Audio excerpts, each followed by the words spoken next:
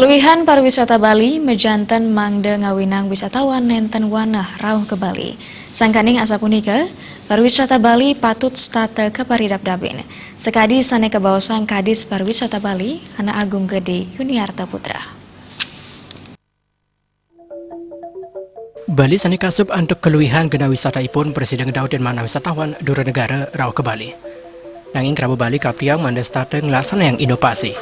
Kepala Dinas Pariwisata Provinsi Bali, Anak Agung Gede Yuniarta Putra Mausang, Pariwisata Bali manda Presiden Daud dan mana wisatawan, sawisatawan punika nenten kantos wana rauh ke Bali.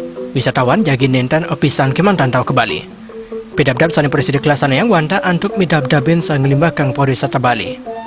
Yening pidabdabing ngelantur utawi berkelanjutan, wisatawan tala jagi nenten surut-surut rauh ke Bali. Kita harus terus kembangkan pariwisataan ini ya. Artinya kalau kita menginginkan, karena core bisnis Bali ini adalah pariwisata, tentu kita tidak berpikir satu kali dia datang ke Bali. Kita harus memikirkan mau datang 2 kali dan 3 kali.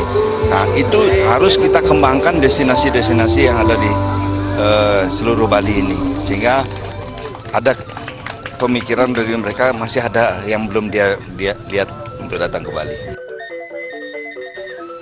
Wisatawan sani rauh ke Bali kapriang sayan ngakehang.